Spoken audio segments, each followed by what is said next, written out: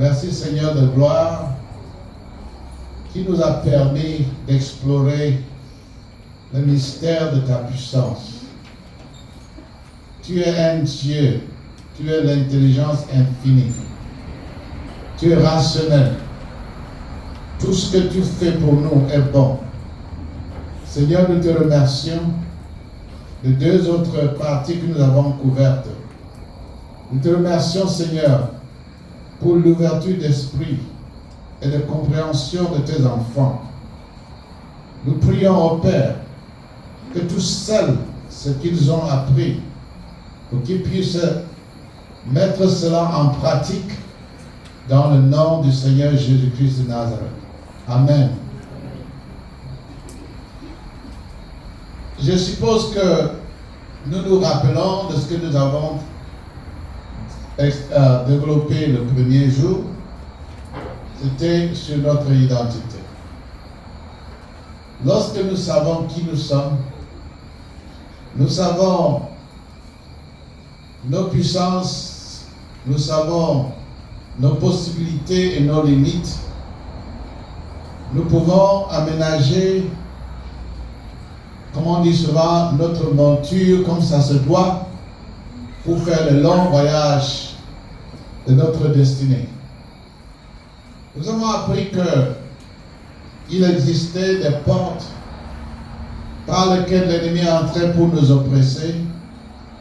Et je vous ai dit que ces portes sont innumérables, sont nombreuses.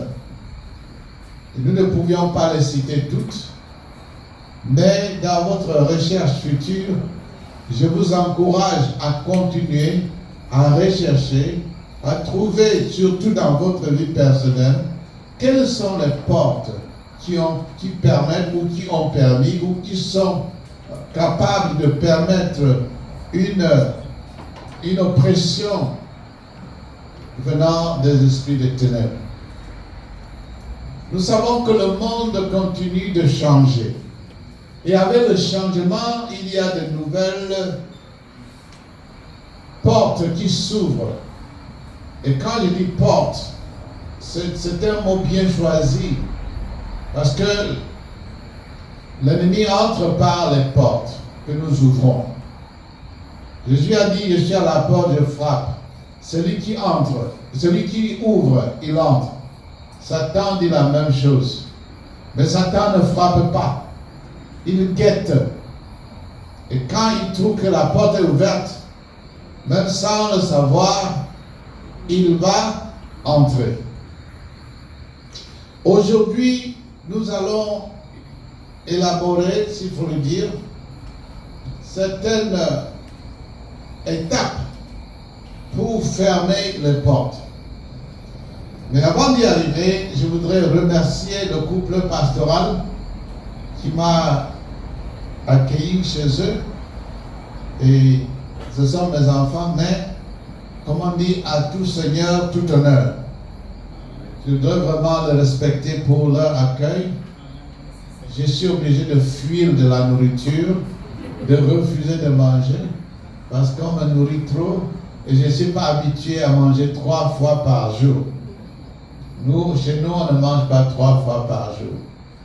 Ma belle-fille constamment dit, papa, tu as besoin de quelque chose, il est temps de manger. Je me dis, mais je viens de manger. Alors j'ai commencé à fuir un peu et à diminuer la quantité. Je vous aime très bien. Vous êtes mes enfants, je vous aime vraiment, vraiment. Amen. Amen, amen, amen.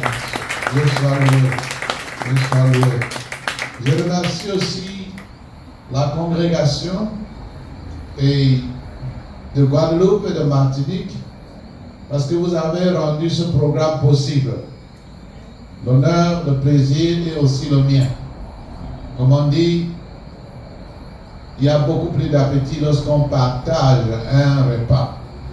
Nous sommes en train de partager un repas qui nous est venu du ciel, qui nous est donné par le Saint-Esprit. Je ne prends pas crédit, je ne suis même pas capable de prendre crédit de quoi que ce soit, parce que ce n'est pas moi qui ai créé cette connaissance. Je ne fais que la transmettre. Et je vous encourage à recevoir et à les donner d'une manière altruiste. C'est-à-dire donner vraiment parce que vous avez des soucis pour les autres. Amen. Je ne sais pas s'il y a quelqu'un qui, pendant cette période, a pu vraiment découvrir leur identité réelle. Parce qu'il y a des identités générales, mais il y a aussi des identités personnelles. Est-ce que quelqu'un a dû commencer un travail pour vraiment découvrir qui il est en Christ, qui il est en tant qu'être humain? Si vous n'avez pas commencé cette phase, je vous encourage de ne pas sauter. Comment on dit ça? Ne sautez pas le pont. Commencez au commencement. Parce que lorsque vous saurez qui vous êtes réellement, c'est là où vous pouvez voir alors pourquoi, si vous êtes ce que vous dites que vous êtes, pourquoi l'ennemi est entré. Amen. Et ne nous leurrons pas. Lorsque nous voulons savoir qui nous sommes réellement, nous devons voir ça en deux phases. Selon l'œil de Dieu et selon notre propre perception historique. Ce que nous avons toujours pensé que nous étions. Et lorsque nous voyons que nous nous sommes trompés tout au long, nous devons rectifier cela. Amen. Si nous avons nous avons grandi croyant que nous étions tout simplement le fruit de notre descendance familiale, nous devons rectifier parce que chaque être que Dieu a créé est unique, avec des sphères uniques. Nous devons nous mettre maintenant dans la condition de Dieu. Comment Dieu a voulu que nous soyons. Tout est écrit dans la Bible. Et lorsque nous ajustons notre personnalité, pas notre personnalité, mais notre identité, nous devons maintenant adapter notre personnalité à notre identité. Par exemple, est-ce que toute mon enfance, toute ma jeunesse, est-ce que j'ai grandi dans une famille dysfonctionnelle? Comment cela m'a impacté? Je sais que ce n'est pas la volonté de Dieu pour moi, n'est-ce pas? Donc si je sais que ce n'est pas la volonté de Dieu pour moi, quel est mon rôle? C'est de rectifier d'abord. Parce que si je reste dans cette statue, je suis sous la couverture de l'esprit de la famille. Donc il faudra que je me détache pour recréer mon identité ou bien pour renforcer ce que Dieu m'a donné. Amen. Donc si je renforce ce que Dieu m'a donné, je reçois plus d'autorité de la part de Jésus-Christ. Je reçois plus d'autorité si je me conforme à la filiation de Jésus-Christ, à la filiation qui me connecte avec Jésus-Christ. La section identité, ne la négligeons pas du tout. Parce que si nous la ratons, tout le reste ne marchera pas. Maintenant, lorsque nous avons vraiment assis notre identité, vous voyez l'identité de quelqu'un, parfois s'arrache. Amen. L'identité de quelqu'un, parfois, s'arrache. Ça veut dire quoi? L'ennemi ne veut pas que nous sachions qui nous sommes. Qu'est-ce que nous faisons? Nous l'arrachons en proclamant qui nous sommes selon la parole de Dieu. Si nous avons une tendance à mentir, nous savons que ce n'est pas notre identité. C'est une porte. N'est-ce pas? Donc, nous allons à la phase suivante dire, qu'est-ce qui a permis que je devienne comme ceci? Quelles sont les erreurs de ma famille, les erreurs de mon quartier, les erreurs de mon peuple, mes propres erreurs qui ont eu la possibilité, qui ont eu le potentiel d'ouvrir de portes dans ma vie? Très souvent, c'est la croyance. Parfois, ce sont les valeurs traditionnelles. Ce sont ce qu'on appelle l'esprit groupe qui dit que vous êtes dans telle communauté, vous devez vous comporter comme cette communauté-là. Parfois, c'est l'expérience, les traumas qu'on a eu dans la vie. Parfois, c'est pas seulement les traumas, parfois c'est aussi le travail qu'on fait. Très souvent, c'est un travail que nous faisions nous expose beaucoup au danger spirituel et nous ne nous rendons pas compte. Et si nous nous rendons compte de ce travail, nous devons maintenant trouver une façon de boucler notre spirituel pour que l'influence des esprits de ce travail ne nous dérange pas. Surtout lorsque nous travaillons dans des entreprises et nous ne savons pas qui est propriétaire de cette entreprise et à quel Dieu cette entreprise a été dédiée. Amen. Je vais vous raconter une petite histoire. Vous savez, je suis plein des histoires et toute histoire concourt à quelque chose. Je vais raconter à mes fils, mes enfants ici. C'était l'histoire de ma tête d'oreiller. L'histoire de ma tête d'oreiller. Donc, la tête d'oreiller, c'est ça? Voilà. Pillow, yes. Je suis allé dans un grand magasin à Los Angeles qu'on appelle Walmart. C'est le plus grand magasin des États-Unis. C'est la plus grande chaîne de magasins. J'ai vu cette tête d'oreiller qui était très belle. Alors je l'ai achetée. J'ai dit, bon, je l'ai achetée, je suis arrivé à la maison. La toute première nuit que je l'ai utilisée, dès que j'ai mis ma tête sur cet oreiller, je me suis retrouvé en Chine. À la factory, à l'usine où cette tête a été fabriquée. Je me suis retrouvé en Chine et j'ai vu les employés qui fabriquaient cette tête d'oreiller. Et ces employés étaient des jeunes filles, maltraitées, traitées comme des esclaves. Alors ces employés maintenant maudissaient chaque tête d'oreille qu'ils fabriquaient. Ils disaient que celui qui va utiliser cette tête d'oreille n'aura pas de paix. Parce que nous souffrons. Vous voyez, la malédiction collective. La malédiction, ce n'est pas nécessairement fait de fétiche, c'est fait de la parole.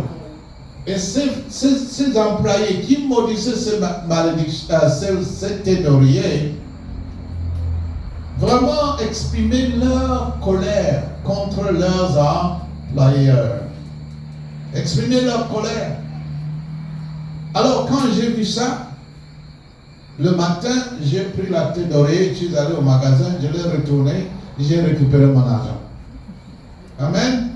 Combien de millions de personnes qui se couchent sur cette tête d'oreiller ont le privilège que le Seigneur leur révèle ce qui s'est passé?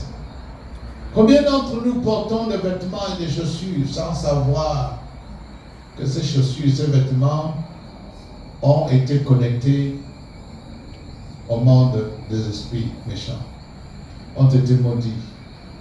Nous ne savons pas que si notre entreprise a été confiée à Satan ou pas. Nous ne savons pas si le propriétaire de notre entreprise a fait le pacte à Satan ou pas. Et si nous le savons même, nous ne pourrons pas changer, puisque c'est son entreprise à lui. Amen. Mais nous pouvons nous protéger contre l'impact ou l'influence de ce pacte satanique avec le propriétaire et son Dieu. Nous pouvons empêcher que cela nous affecte. Amen. Une autre histoire, et je vais à la librairie, c'est ça? La bibliothèque librairie. J'achète 2 livres spirituels chrétiens. Je les amène à la maison. Et je l'amène dans mon petit bureau de la maison. Je mets sur la table à côté de ma Bible. La nuit vers 1h du matin, je me tends un peu parce que j'ai dans mon bureau un petit lit où parfois je me tends pour méditer. Je ne parle pas de la méditation transcendantale, mais pour penser. C'est différent de cela. Méditer veut dire je pense à ce que Dieu veut que je fasse, je pense à ce que Dieu m'a déjà montré, je pense à ce que ma vie doit être pour plaire à Dieu et tout ça. Donc je m'étale sur mon lit ce soir-là, vers 1h du matin, j'entends les livres parler. Les livres disent, nous ne voulons pas être à côté de cette Bible. Enlève-nous à côté de cette Bible. Nous ne voulons pas être à côté de cette Bible. Alors je me lève, je vais à la table, je dis, ah bon, vous ne voulez pas être à côté de la Bible et vous êtes des livres chrétiens? Ah non. Je prends ma Bible, cette Bible que vous m'avez vu venir ici avec, je frappe dessus, je dis taisez-vous jusqu'au matin. Et je n'ai plus rien entendu. Et le matin, je suis allé remettre les 2 livres librairie et j'ai récupéré mes dollars. Amen. J'ai fermé ces portes. Vous comprenez? Si je laissais ce livre dans ma maison, qu'est-ce que vous pensez? Les portes auraient été ouvertes. Le Seigneur m'a averti. Je peux continuer, mais ça ne sert à rien. Une histoire suffit pour illustrer un point, n'est-ce pas? Donc, si nous nous préparons à fermer les portes, il y a un processus. Il y a un processus. Bon, je ne suis pas en train de prêcher, donc je veux parler d'une manière un peu... comment on dit ça? Ouais, je ne veux pas crier. D'abord, je ne sais pas crier. Après ça, j'ai le mal à la gorge et je dois boire beaucoup d'eau. Nous allons échanger les voix, pasteur. Bon, la première, nous avons parlé. Il faut identifier les portes de la manière précise. Ça veut dire quoi? L'esprit de la paresse n'est pas l'esprit de l'ivrognerie. L'esprit des maux de tête, ce n'est pas l'esprit du mal du ventre.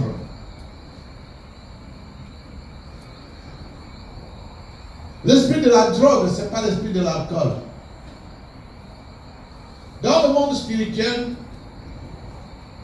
il y a tellement des esprits méchants, je veux dire impurs, qu'ils se spécialisent dans des domaines particuliers. Pour aller chez le pasteur, par exemple, nous passons à travers une usine de rhum, n'est-ce pas? Bon. Il existe dans cette usine des esprits de rhum. Ils y sont. Et ils ont des contacts à travers le monde entier. Lorsque nous parlons par exemple des Nations Unies des hommes, c'est le réplica des Nations Unies des esprits. Vous n'avez jamais entendu ça? Mais c'est le réplica des Nations Unies des esprits. C'est pour ça qu'au chef-lieu des Nations Unies à New York, il y a des symboles occultes incroyables qui les connectent au monde spirituel. Ils ne vont pas l'affirmer parce que la spiritualité, on a souvent l'intention de la confondre avec la religion. La spiritualité est totalement différente de la religion. Donc, qu'est-ce que les Nations Unies spirituelles? C'est une connexion entre les esprits intercontinentaux, les esprits territoriaux. Cela veut dire que comme un esprit méchant ne peut pas se doubler, ne peut pas être à deux places à la fois, mais il peut communiquer avec ce même esprit de l'autre côté. Alors, ils envoient de l'information.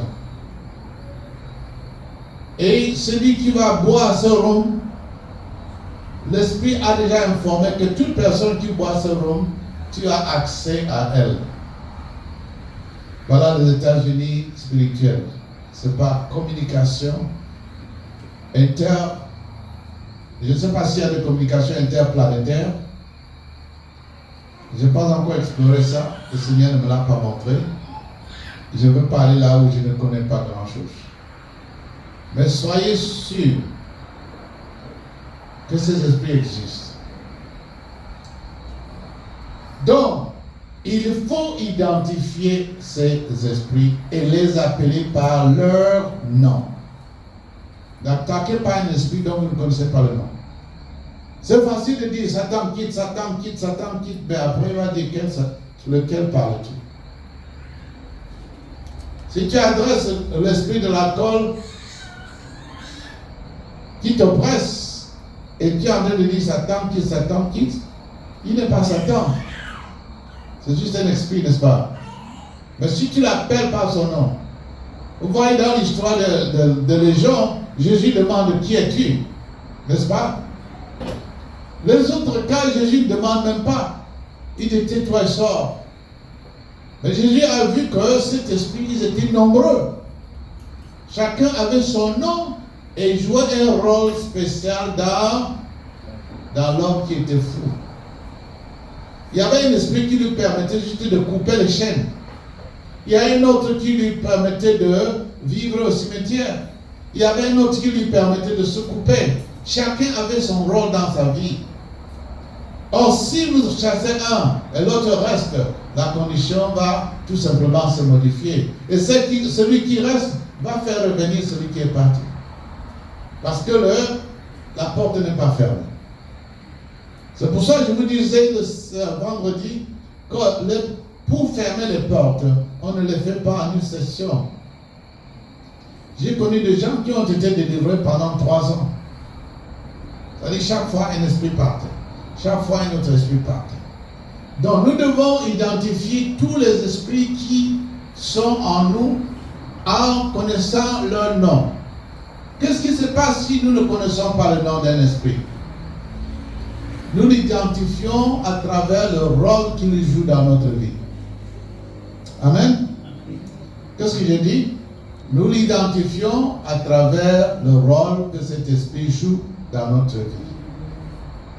Parce que souvent, certains esprits vont cacher leur nom, mais ils ne peuvent pas cacher le rôle qu'ils jouent. Par exemple, l'esprit de colère. Il y a plusieurs types de colère.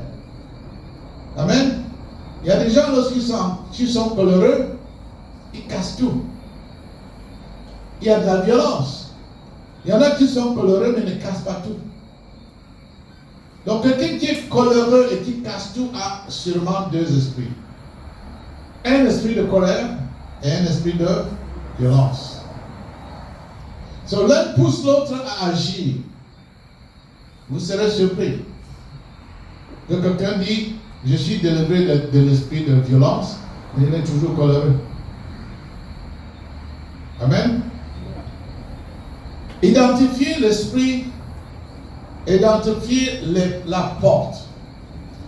Ce qui est certain, c'est que chaque porte ne vous causera pas du tort tant qu'un esprit n'y est pas entré. Ça veut dire quoi? Si je fais une action susceptible d'ouvrir une porte à un esprit dans ma vie, si l'esprit n'entre pas, la porte reste ouverte, mais je ne souffre pas des conséquences. Donc si je vis ma vie et je vois qu'il y a des problèmes dans ma vie qui continuent à exister, c'est que l'esprit est entré dans ma sphère personnelle. Retenez qu'il y a ce qu'on appelle l'esprit qui s'attache à vous, qui se colle à votre univers personnel, qui se colle, et il vous influence, il vous influence, il vous influence. Il met les idées dans votre tête, il parle. Un jour, je priais dans ma maison, en pleine journée, avec mon épouse. Et l'Esprit de Dieu m'a dit, va prier dans la chambre de ton premier fils. Plus particulièrement dans le closet. C'est quoi? Non, pas le closet. Hein? Là où on accroche les vêtements et tout ça. Vous appelez ça armoire? Penderie. Non, penderie c'est encore. Dressing. Ok, c'est une chambre dans la chambre. Dressing, ok. Thank God.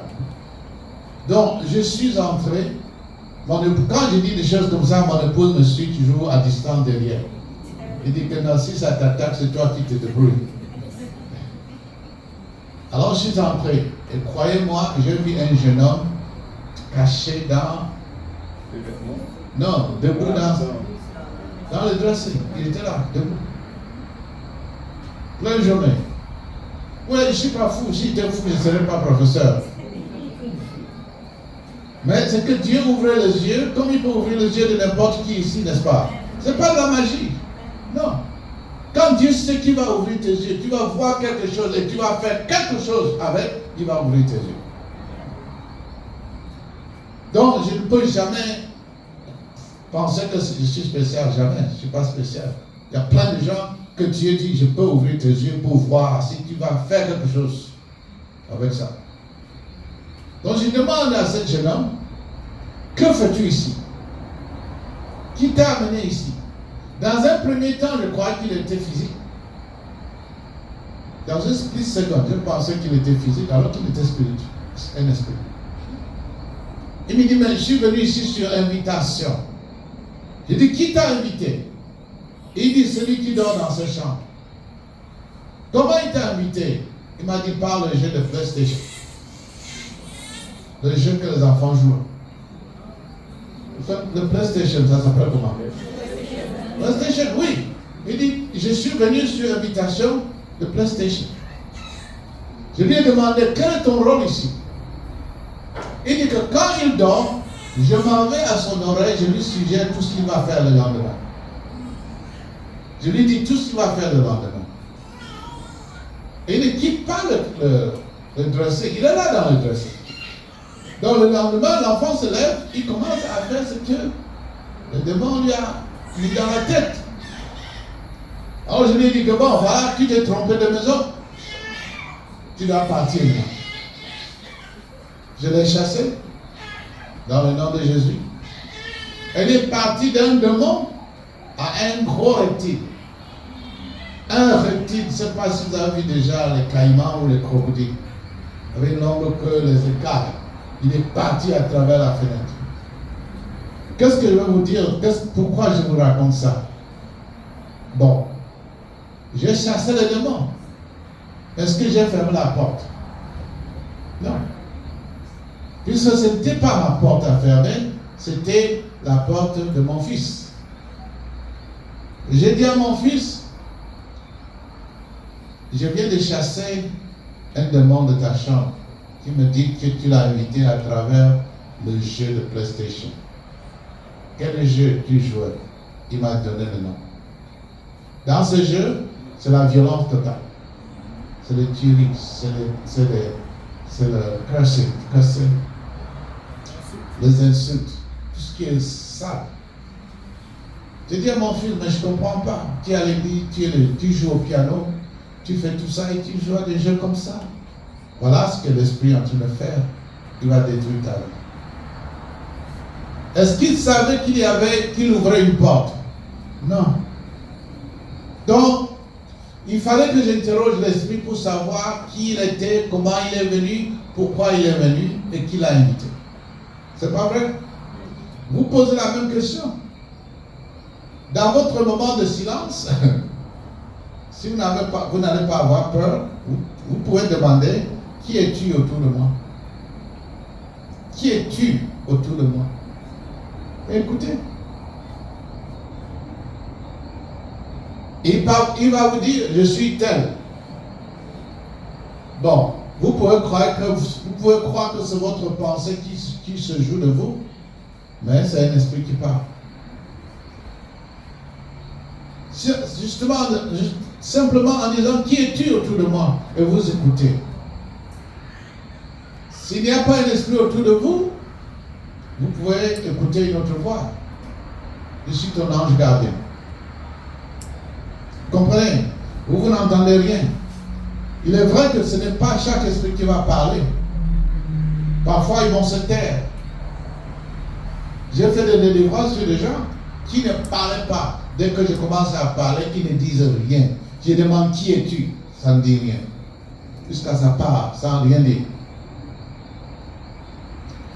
Maintenant, nous avons parlé d'identifier les portes, d'identifier l'esprit et l'appeler par son nom et voir quel rôle il joue dans votre vie. Très important. Quel rôle cet esprit joue dans ma vie. Vous voyez, l'esprit ne vient pas dans votre vie pour vous aider, mais pour vous détruire.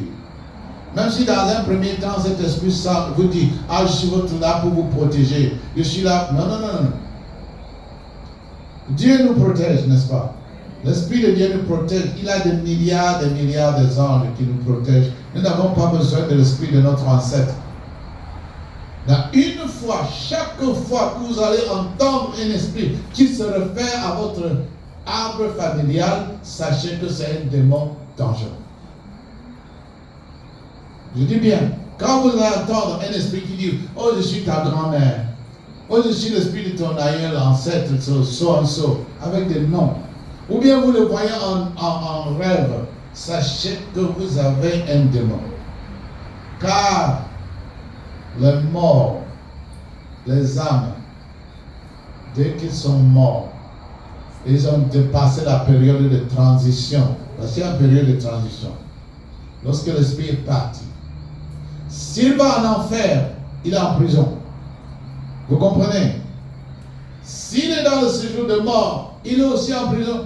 Mais Satan va le représenter immédiatement. Et il va vous dire de vérité sur vous et sur votre famille. Parce que nous disons que Satan est menteur, mais il connaît les vérités. Il est informé. Il peut vous dire que vous avez telle maladie sur vous. Je suis venu vous guérir. Et il peut faire partie de la maladie. Sachez ça. Ce n'est pas tout miracle qui vient de Dieu. Parfois, Satan va vous guérir pour préparer le terrain pour mieux vous frapper après. Avec une autre maladie. Juste pour vous tromper. Il vous guérit de maux de tête, il vous frappe avec la lèpre. Je parle en connaissance de cause.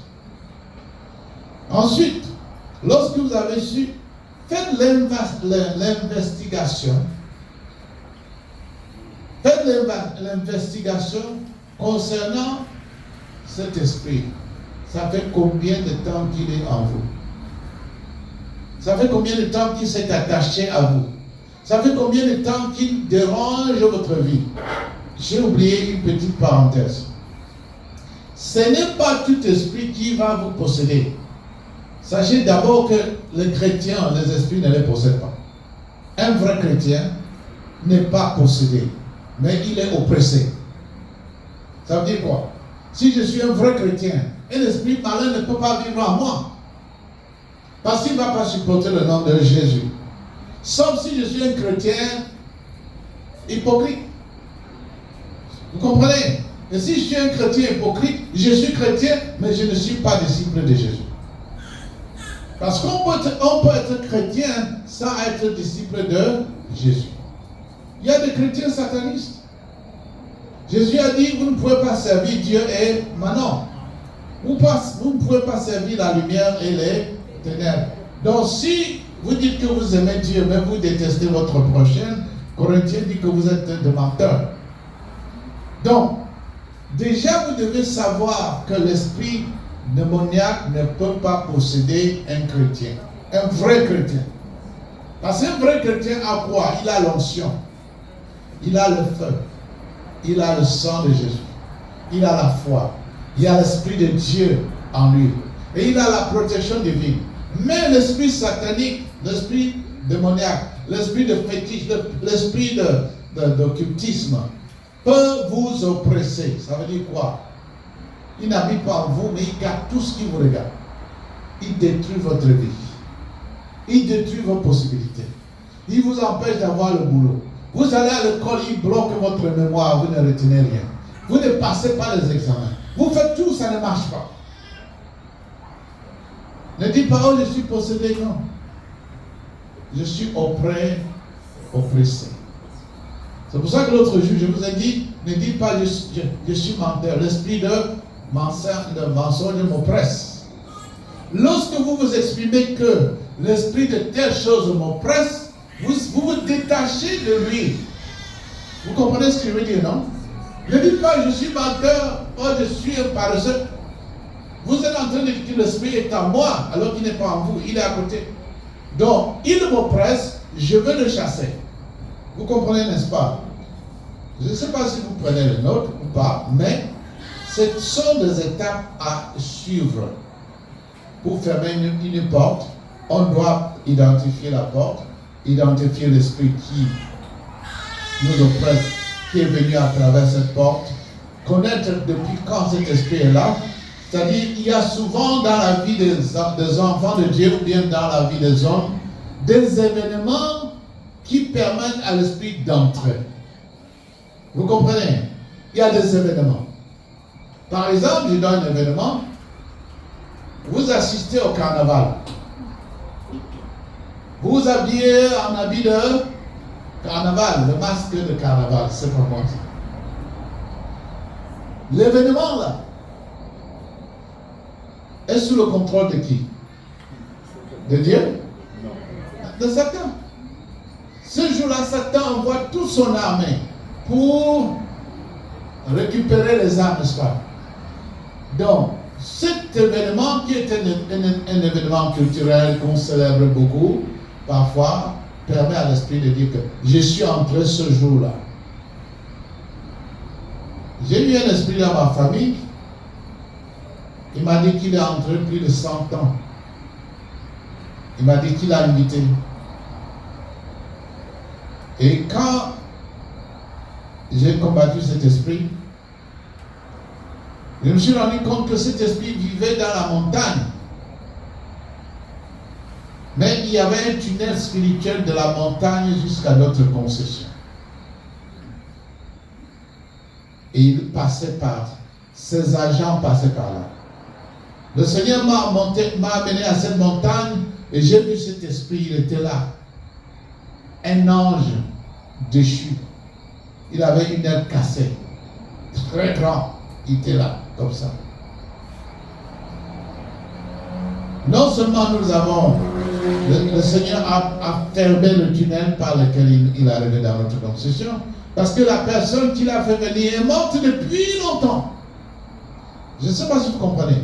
La personne qui l'a invoqué, qui l'a amené, est morte depuis longtemps.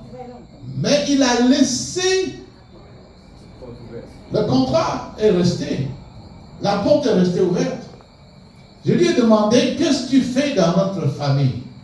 Il dit que c'est moi qui oblige votre famille à adorer les démons, les ancêtres. Vous comprenez? Je l'ai combattu, on a fait des combats. Mon armée aussi s'est associée. Bon, quand je dis mon armée, ce n'est pas des êtres humains, vous comprenez, n'est-ce pas? Ce sont les anges de Dieu. Alors, lorsque nous sommes allés à la montagne, nous avons vu le démon qui était leur patron. Il m'a dit, tu es venu jusqu'ici pour me chasser? J'ai dit, oui. On l'a chassé. Mais est-ce qu'on l'a chassé de la montagne? Non. On a fermé son tunnel. Ça a été une bataille qui a été faite en 2 temps. En 2 temps. Après qu'on ait fermé tout et qu'il n'avait plus accès à notre famille, lui-même est revenu jusqu'à chez moi à Los Angeles pour m'attaquer. Il m'a livré un combat terrible. Il m'a dit, je vais enlever le pouvoir que tu as dans tes mains. Bon, c'était juste pour donner un exemple. C'est une longue histoire. Je commence les histoires, je ne les finis pas. Parce que je regarde le clock. Voilà. Voilà des portes qui étaient ouvertes, dont je faisais partie, mais ce n'est pas moi qui les avais ouvertes. C'est pour ça qu'il faut savoir quel est l'esprit, qu'est-ce qu'il a amené, depuis quand il est là, quel est son rôle. Interviewé. Dans tout ça, n'ayez pas peur.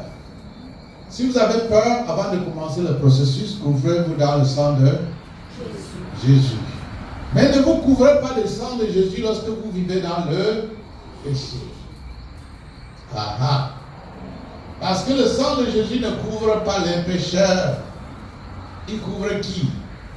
Les repentants, les pétillants, ceux qui font de la repentance. Ça veut dire quoi? Je vous amène donc à dire confession. Vous devez confesser. Lorsque vous avez identifié l'esprit en question et tout, vous allez maintenant à Dieu confesser le péché qui a ouvert, qui a créé cette porte. Parce que les portes d'accès satanique ne sont pas en nous naturellement. On n'est pas né avec. Vous comprenez? Ce sont des portes qui se créent et qui s'ouvrent et qui peuvent se refermer. Amen. J'avais recruté un pasteur en Afrique pour faire l'œuvre. Parce que nous avons des églises que nous appelons des églises de maison. Aussi, on les appelle des maisons de prière, d'évangélisation. Nous avons recruté un pasteur pour gérer une de ces églises. Mais moi, je ne savais pas que le pasteur avait des portes. Il m'avait donné un faux CV, une fausse histoire de conversion. Comme toujours, je ne l'ai jamais vu. Mais, lorsque j'ai eu l'entretien avec lui, j'ai eu des révélations le concernant. Et un jour, sa première fille est rentrée de l'école, une fille, je crois, de 13 ans, 14 ans. Et elle était en train d'étudier, elle s'est mise à vomir, et puis elle est morte. Il m'appelle complètement désemparé. Je lui ai dit, je ne peux rien te dire sans avoir, si le Seigneur me montre quelque chose, je vais te dire. Mais je ne peux rien te dire. Là, ça m'a pris. La nuit, le Seigneur m'amène là-bas dans sa maison. J'arrive, je vois, et le Seigneur m'amène là où on devait enterrer la fille. Je vois qu'il y a un fétiche qu'on allait mettre dans la tombe avant d'enterrer la fille. Maintenant, le Seigneur m'amène dans un combat où on est en train de combattre pour l'âme de cette fille. Cette fille chantait à l'église. Et parmi les âmes qui combattent, durant le combat, je vois un être, et cet être se présente comme une femme. Elle est en train de se battre pour l'âme de cette autre femme, de cette fille. Ce qui était un peu étrange pour moi. Je lui demande, Dieu est qui? Il dit que c'est ma soeur. Je dis, ta soeur? Il dit, oui. Je dis, ta soeur comment? Elle me dit que j'étais avorté. Mes parents m'avaient avorté. Avant mon temps. Donc, depuis son avortement, elle a grandi dans ce qu'on appelle le monde intermédiaire de transition.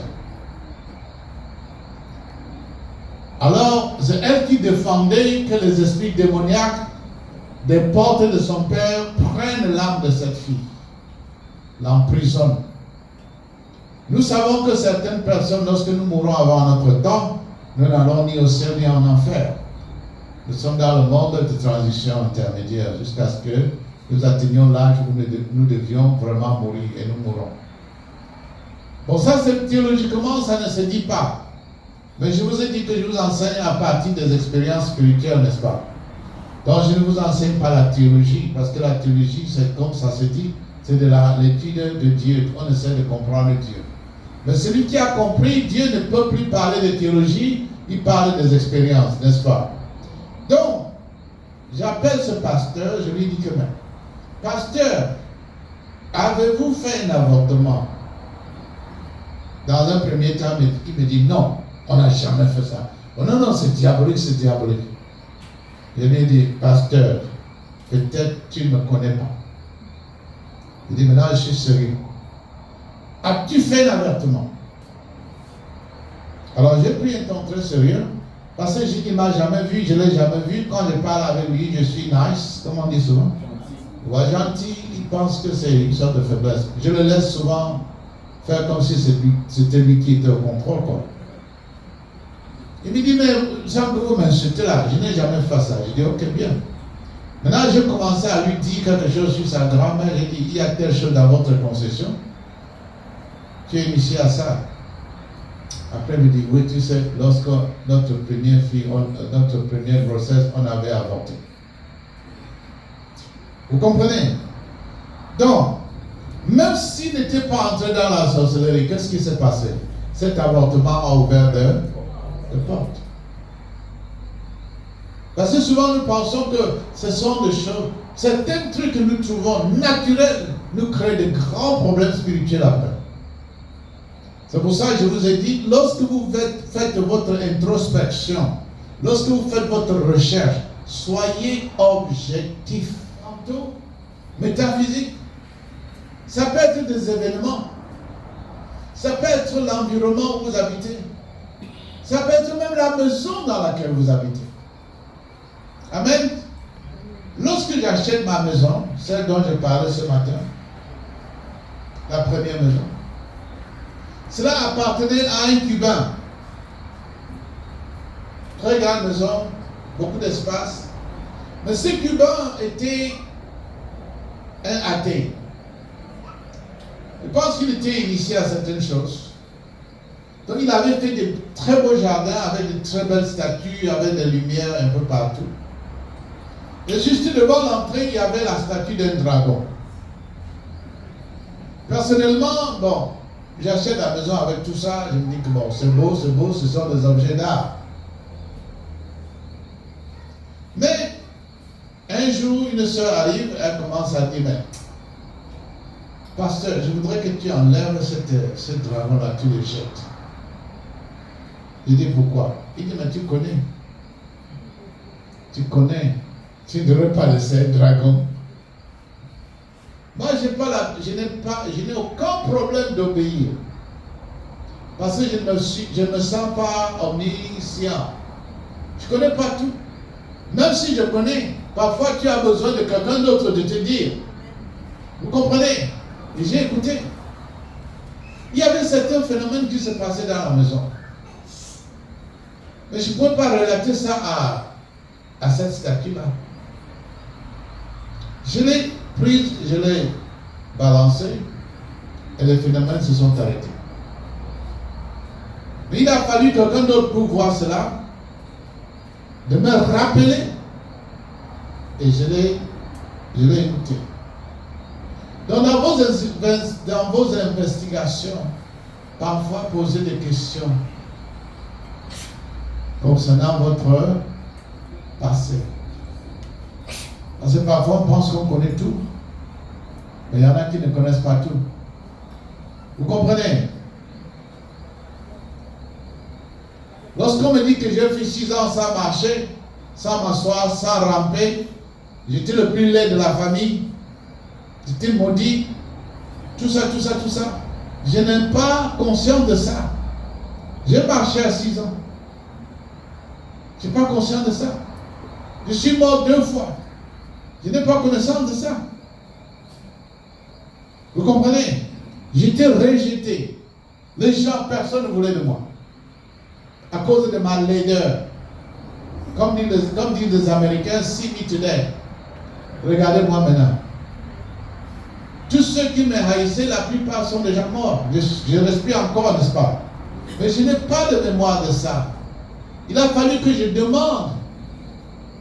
Et qu'on me dise, toi là, tout le village ne voulait pas de toi. Donc c'est une autre histoire que je ne vais pas raconter. Je l'ai raconté en Martinique, je pense bien.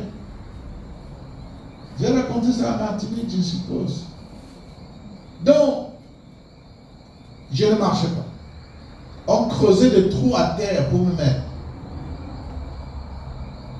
Et j'avais la barbe qui coulait sans cesse. 24 heures sur 24. Donc j'avais un seul vêtement. Et ce vêtement, vous pouvez scier le pain avec. Parce que c'était tellement raide, solide à cause de la barbe. Et tout le monde disait que ça c'est un monstre, c'est pas un être vivant. Mais le Seigneur était là. On n'attendait qu'une seule chose de moi, la mort. Que la mort. La société secrète du village est venue voir mon père et dit que pourquoi tu gardes ça? Je ne t'ai pas appelé un être humain, pourquoi tu gardes ça? De toute façon, il va mourir. Tuons-le. Il te perd le temps. Ce n'est pas un enfant, c'est un esprit. Ils avaient prophétisé sans savoir, n'est-ce pas? Ils avaient prophétisé sans savoir. Et mon père a dit non, je ne peux pas tuer mon propre enfant. Dieu qui me l'a donné va le reprendre. Il a refusé de me donner le nom. Donc, docteur Télésing veut dire docteur sans nom. Télésing veut dire quelqu'un qui n'a pas de nom. Il a dit Dieu va lui donner le nom. Si Dieu le garde, il va lui donner le nom. Sinon, laissons-le mourir comme ça se doit. Je ne lui donne pas de nom. Aujourd'hui, ce n'est plus docteur Télésing, c'est docteur Lésing. Lésing veut dire le nom. T veut dire sang. Qu'est-ce que je veux vous enseigner ici, là? C'était des portes ouvertes par ma famille, n'est-ce pas? Bon, j'ai coupé l'histoire très courte. Il y a certaines portes qui ont été ouvertes par votre famille que vous n'allez pas forcément fermer. Mais vous allez vous en soustraire. Qu'est-ce que je fais? Je proclamais dans la cour de ma famille que je me dissocie de tout ce que mes ancêtres ont eu comme porte. Je me détache. Je renonce à ces portes. Car comme ils ne m'ont pas donné de nom, même s'ils m'avaient donné de nom, je rejette ce nom-là. Je rejette l'influence de ce nom. Parce que certaines personnes ont des noms qui ouvrent les portes. Si votre famille s'appelle Satan, ne soyez pas surpris de ce qui se passe chez les Satan. Ici, vous avez des quartiers qui s'appellent les abîmes. Vous ne vous êtes jamais posé la question, qu'est-ce que l'abîme? Hein?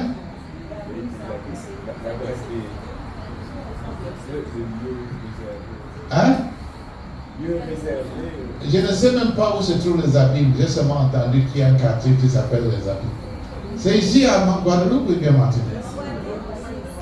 Ok. Ce quartier définitivement souffre des esprits territoriaux. Je ne sais pas si vous comprenez. Bon, je ne suis pas là pour gâter votre soirée. Si vous habitez les abîmes, Dieu soit avec vous. Amen. Maintenant, nous avons parlé de confession. Ça, c'est l'élément numéro 1. Une fois que j'ai tout identifié, je commence maintenant à confesser. Je confesse chaque porte. La confession peut me concerner. La confession peut concerner ma famille. La confession peut concerner mon quartier. La confession peut concerner ma rue.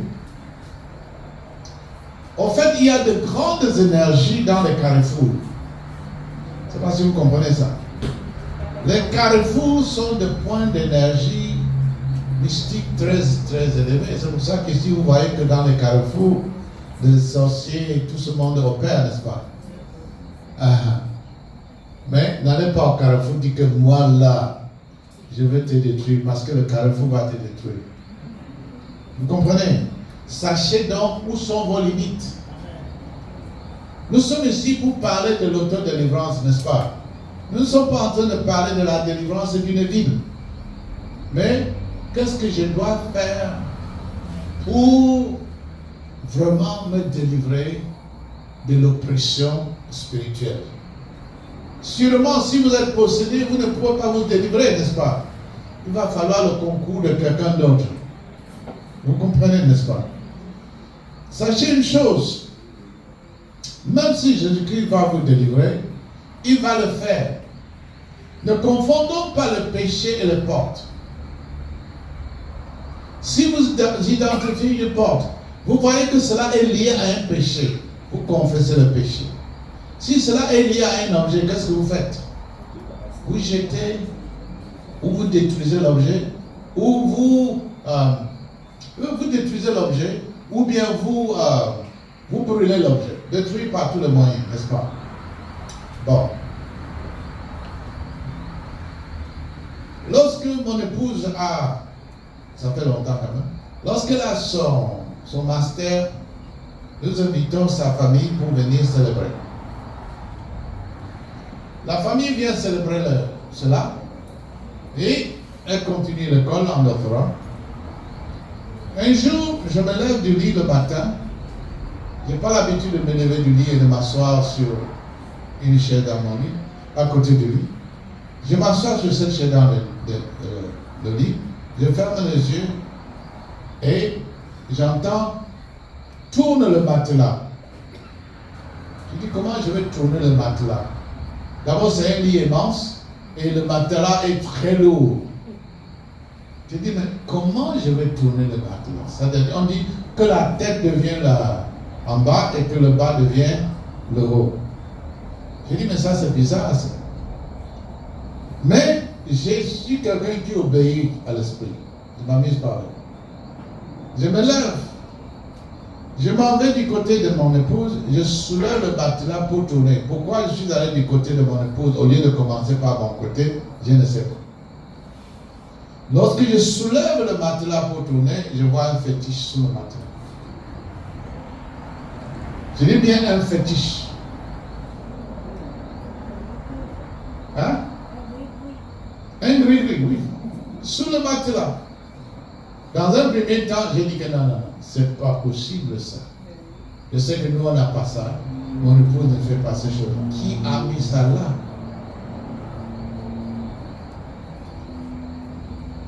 Qui avait mis ça? C'était la famille de mon épouse. Qui était venue pour la célébration et l'un d'eux a mis ça là. Je ne sais pas combien de temps cela est resté là. Mon épouse ne pouvait pas trouver du travail. Mon épouse avait souvent des attaques spirituelles dans la nuit. Il y avait des choses et des choses et des choses à la maison. On a prié, on a tout fait. Rien. Donc, j'ai pris ça, j'ai dit, ok, je ne vais rien dire à mon épouse parce que je ne veux pas créer une théorie dans la maison. Nous, on est souvent, on s'amuse tellement à la maison qu'on ne donne pas le temps à des querelles. Je dis, bon, je vais savoir. J'ai passé toute une journée à réfléchir comment lui demander ça. Après, je lui ai dit, est-ce que tu as mis quelque chose sous le matelas? Elle me dit, quel matelas? J'ai dit, notre matelas. Elle dit, je ne peux même pas soulever ce matelas. Je vais mettre quoi là-dessus? Je dis, ok. Elle me demande, pourquoi tu dis ça? Je dis, non, je demande juste. Ce n'est que le lendemain que je lui ai dit, voilà, je vais te montrer quelque chose, et je lui ai montré ça. Et ça m'a reconnecté à un de ses neveux qui avait un enfant qui était constamment malade et chaque jour il était malade. On l'amenait à l'hôpital, on le ramenait, il était toujours malade. Il commençait déjà à perdre la vie, très souvent. Dans la panique, ils nous ont appelés. Après l'église, je suis allé là-bas. On s'est mis à prier.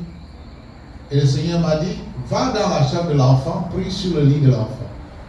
Je suis allé prier sur le lit de l'enfant. Et pendant que je priais sur le lit de l'enfant, j'ai vu un démon juste à la tête du lit de l'enfant. Et en esprit, j'ai demandé au démon, comment tu es arrivé? Il dit que je suis invité ici. Je suis un invité. C'est moi qui oppresse l'enfant. C'est moi qui donne les maladies à l'enfant. J'appelle la mère de l'enfant. Je dis, qu'est-ce qu'il y a dans ce lit? Elle soulève le matelas, elle prend le paquet, les gris-gris. Je dis, mais tu mets les gris-gris, pourquoi? Oh, pour protéger l'enfant. Pour ceci. Je dis, mais voilà ce qui tue ton enfant. On a enlevé les gris-gris, on est allé derrière, on a prié, on a brûlé. L'enfant s'est rétabli immédiatement. Jusqu'aujourd'hui, l'enfant n'a plus jamais été malade. Et le paquet que j'ai vu sur mon matelas ressemblait à ce même genre de paquet. Je dis que ça doit venir de la même personne et de la même source. Faites très attention. Pourquoi je dis ça? Parfois, vous devez chercher dans votre demeure certaines choses qui sont là, qui semblent innocentes, mais qui ouvrent de grandes portes dans votre demeure et vous êtes oppressés. Et lorsque vous venez voir, pasteur, il dit qu'il y a telle chose dans la maison, vous dites non, je n'ai rien. Il faut investiguer aussi la demeure, là où on habite. Regardez un peu partout. Ça peut être une statue, ça peut être un livre, ça peut être une image, Ça peut être un symbole.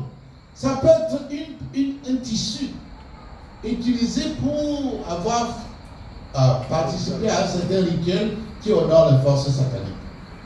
Est-ce que nous sommes ensemble ici? J'emprunte ta parole. Est-ce que nous sommes ensemble? Nous sommes ensemble. Donc, l'investigation est très importante. Très, très importante.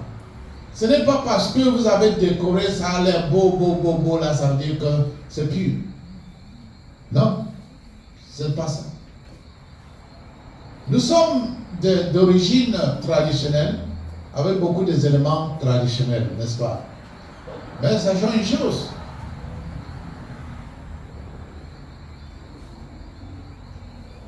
Il y a certaines choses traditionnelles qui nous causent du tort. Je ne sais pas si vous comprenez. Certaines choses traditionnelles qui nous causent du tort. J'ai reçu une femme de Dieu. J'ai reçu une femme de Dieu chez moi. Elle a passé 3 jours à la maison. Elle avait des tresses sur la tête. Et après 3 jours à la maison, elle est partie. Et lorsqu'elle part, le Seigneur me dit, ne dors pas sur ton lit, va dormir sur le lit où le couple a passé la nuit. Je m'en vais dès que je mets ma tête sur je me couche. Là où elle était couchée, il y a plein d'esprits qui sont en train de communiquer avec elle, entre eux. Je demande aux esprits qui vous a amené ici. Les esprits se plaignaient parce qu'elle les a laissés là-bas. J'ai dit, oui, elle les a abandonnés là-bas. Et les esprits étaient dans les cheveux. Les cheveux. C'était quels cheveux? C'était pas ses cheveux naturels. Elle a fait des tresses avec des trucs. Ça ne veut pas dire que tous les faux cheveux sont mauvais, quoi. Mais les siennes avaient quelque chose là-dedans. Et je me suis souvenu qu'elle m'avait dit la première fois qu'on se retrouvait que Dieu lui avait dit de ne jamais mettre de rallonge. Mais elle est venue avec des rallonges. Je sais parce que si c'est le mot en français, elle a doublé les cheveux avec de grosses tresses comme ça. Là. De grosses tresses. Je l'ai appelée. Je lui ai dit que, maman, tu as laissé des étrangers chez moi. Elle me dit, quels étrangers? J'ai dit que non, tu as laissé des étrangers chez moi. Ils sont venus dans tes cheveux. Ne m'avais-tu pas dit que Dieu t'avait interdit de porter des mèches? Je ne sais pas comment vous appelez ça. Mèches? Elle dit oui. J'ai dit, alors pourquoi tu es venu chez moi avec ces machins-là? Ce n'est que plus tard que je lis un article dans le journal, dans un article écrit sur elle, qu'elle était une grande sorcière au Cameroun et qu'elle était même chassée d'un État à cause de la sorcellerie. Mais elle s'est cachée sous le gîte de femme de Dieu, prophétesse. Vous comprenez? C'était une Jézabel. Et quand je dis, le Seigneur m'a révélé beaucoup sur lui, et je l'ai confronté à l'église. Quand elle est venue à l'église, je l'ai mise assise. Je dis comment tu es ça. Le Seigneur commençait à me montrer ce qu'elle fait dans la nuit. J'ai dit, tu as fait telle chose, tu as voulu tuer telle personne. Oh là, elle a pris fuite, elle marche, elle ne veut même pas me sentir. Bon, quel est le privilège dans tout ça? C'est que je me suis abandonné à qui? À Dieu, pour qu'il me révèle. Je ne suis pas un saint, car nul n'est saint. C'est Dieu qui sanctifie. Donc lorsque vous faites vos recherches, ne vous mettez pas dans le contexte d'une personne pure. Mettez-vous dans le contexte d'une personne qui a besoin de sanctification et de délivrance. Ça crée ce que nous appelons l'humilité personnelle. Si je sais que je suis pécheur, j'ai besoin d'être pardonné. Amen. Mais si je refuse que je suis pécheur, je pense que je n'ai rien fait, je suis innocent, même si je confesse, ce ne sera pas une confession sincère. Dieu sait lorsque c'est notre bouche qui parle et quand c'est notre cœur qui parle. Lorsque je parle de confession, je parle d'une confession sincère, un à un, toi et Dieu. Je ne dis pas de venir voir le pasteur et dire que, oh pasteur, j'avais volé 1 million. Parce que tu peux dire au pasteur que tu as volé 1 million, mais tu ne remets pas les 1 million, tu te sens pas mal. Mais quand tu vas à Dieu pour confesser, Dieu, et tu prends la résolution de changer, tu as maintenant l'autorité de régner, de rejeter, de renoncer et de fermer la porte. La porte va se fermer. Maintenant, le nettoyage physique. Nettoyage physique. Le nettoyage physique consiste à se débarrasser de tout ce qui est en votre possession, que ce soit un héritage ou bien un bien acquis, que vous trouvez suspect. Suspect veut dire quoi?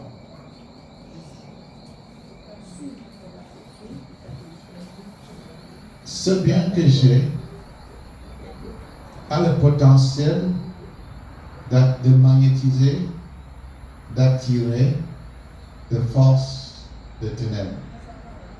Exemple, une belle statue de la Vierge Marie.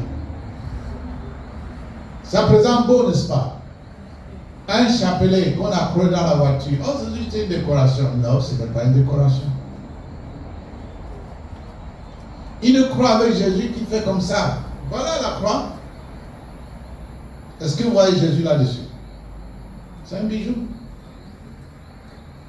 N'est-ce pas? C'est juste un bijou que j'ai acheté. Mais il y a des croix qui sont des symboles magiques. Et très souvent, faites attention là même où vous achetez des objets religieux, tels que la croix, la médaille de ceci, de cela. Faites très attention. Pourquoi? Parce que souvent, l'artiste, celui qui fabrique ces objets, il les empowers, il les charge. Il les charge. S'il est un occultiste, il le charge. Ça dit que c'est vivant. Le métal est vivant. Débarrassez-vous des cristaux. Vous savez, il y a des gens qui collectent des cristaux à la maison, qui mettent des cristaux.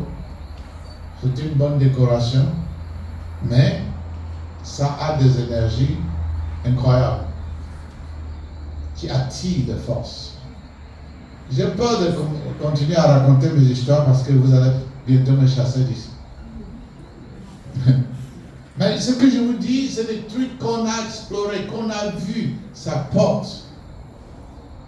Donc, beaucoup de nous achètent des bijoux parce que ce sont des symboles d'une génération, ce sont des symboles d'une tradition ou bien d'une identité ethnique ou culturelle, tout ça. Il n'y a pas de problème. Mais si vous voulez vraiment conserver ce symbole, priez dessus. Et même nettoyer ce symbole de l'énergie qui y est attachée. Une chose est certaine, les objets d'art sont souvent imbus de l'énergie du Créateur, de celui qui a créé l'objet. Ça, c'est des choses que la Bible mentionne, puisqu'il dit qu'il faut détruire toutes les images fabriquées par les pays conquis, par les tribus conquis. Parce que ces images qui avaient été fabriquées étaient au fait, le fait qu'une image est consacrée à un Dieu démoniaque, toutes les images similaires signalent cette entité. Vous comprenez? Il y a des gens, par exemple, qui ont les statues de Bouddha. boutiques des Asiatiques ont les statues de Bouddha. On y brûle l'encens, on met un peu de l'argent à côté, etc., pour faire progresser les affaires. Mais la réalité est que toute statue de Bouddha est associée à cette même magie. Si vous achetez une statue de Bouddha, vous mettez à la maison comme décoration, ça a le même effet que la statue de Bouddha achetée par un bouddhiste. Même si vous n'êtes pas bouddhiste, ça commence à parler, ça parle. Est-ce que vous voyez un peu les étapes à suivre, n'est-ce pas? Identifions précisément. Maintenant, confessons le péché, confessons la porte, les raisons pour lesquelles demandons le pardon à Dieu. Maintenant, faisons, si possible, le nettoyage. On ne peut pas faire un nettoyage spirituel, mais on peut se débarrasser d'une oppression spirituelle en renouvelant sa pensée. Renouvelant sa pensée. Paul a parlé d'un renouvellement de la pensée. Si ce n'était pas possible, Paul n'allait pas en parler. Qu'est-ce que ça veut dire renouveler sa pensée? Ça veut dire prendre ce que l'Esprit vous dit de faire, ce qui domine votre pensée, identifier ça et trouver l'opposé. Trouver l'opposé de cette pensée. Par exemple, une pensée d'envie ou de jalousie. Quel est l'opposé de l'envie et de la jalousie? Quel est l'opposé de l'envie et de la jalousie? C'est l'appréciation. Vous commencez à apprécier les autres. Vous comprenez? C'est ça, le changement de pensée, c'est prendre ce que la sémence de l'adversaire et enlever cela et mettre en place la sémence de Dieu. Quel est l'opposé de la dépression, de souci? L'opposé du souci, c'est quoi? C'est l'espoir. N'est-ce pas? Quand je m'inquiète, quand je me soucie de quelque chose, je peux remplacer par l'espoir. Ah non, je sais qui j'ai mon Dieu, j'ai l'espoir en ce que Dieu va faire. Donc, les oppressions spirituelles ont le substitut. Si mon frère m'a heurté et a créé une haine pour la personne, comment je peux substituer ça? Comment je peux substituer ça? L'amour. Est-ce que c'est facile d'aimer quelqu'un qui vous a fait du mal? C'est bien d'en parler, quoi. Mais est-ce qu'il faut vraiment, vous êtes capable de l'aimer? Non. C'est ça le point. C'est ça le point. Vous prenez cette personne comme une victime. Jésus a dit quoi à la croix? Ils ne savent pas. Oh. C'était un mot puissant. Bien sûr, ils savaient ce qu'ils faisaient. Mais ils n'étaient pas sous leur propre contrôle. Ils étaient ignorants de la réalité. Jésus a dit, pardonne-leur, ils ne savent pas ce qu'ils font. Est-ce qu'il a dit? Il a dit, je vous pardonne parce que vous ne savez pas ce que vous faites. Non, il les a amenés devant le Père. Prenez l'ennemi en... Bon, j'utilise le mot l'ennemi. Prenez celui qui vous a fait du mal. Amenez-le devant le Père. Vous dites, Père, j'ai pitié de lui. Il ne sait pas ce qu'il fait. Libère-le. Libère-le pour moi. Ne compte pas son péché envers moi. Je le pardonne. Ou je la pardonne. Tout ça se fait où? Ici. Et après cela, commencez à envoyer les déclarations d'amour et de pardon à cette personne. Tel tu m'as offensé, mais devant Dieu, tu es libéré. Tu n'auras plus jamais de punition à cause de moi. Le Seigneur t'a libéré. Moi aussi, je te libère. Pourquoi? C'est comme ça que tu vas chasser l'ange, je veux dire l'ange déchu, ou l'esprit de haine. L'esprit de haine va voir que la porte de la haine dans ton corps est verrouillée. Il ne pourra plus entrer, il ne pourra plus t'influencer concernant cette personne. S'il y a 10 personnes, tu vas faire comment? Tu les amènes un par un. Appelle-les par leur nom. Dis exactement ce qu'ils t'ont fait. Parce que c'est enregistré dans le livre de mémoire au ciel. Il n'y a pas de péché que Dieu ne peut pas pardonner sans le péché contre le Saint. Quand je dis ça, vous avez dit, ouais, lui là, il parle. Peut-être que quelqu'un ne l'a jamais heurté. Mais je vous ai dit qu'on a voulu me tuer, n'est-ce pas? On a demandé à mon père de me tuer, n'est-ce pas? On est venu, on dit qu'on va le tuer parce qu'il n'est pas un être humain. Et ce n'était pas suffisant. Quand j'ai grandi, jusqu'à aujourd'hui, on m'appelle homme-esprit. Lorsque je vais dans mon village, il y a des gens, si je marche de ce côté de la route, dès qu'ils me voient, ils changent de côté.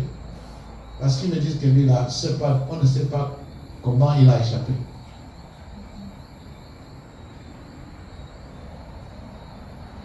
Plus tard, les sorciers de mon village qui m'avaient nommé la corne sur la tête de mouton, je crois que j'ai parlé de ça l'autre jour, c'était ici, non?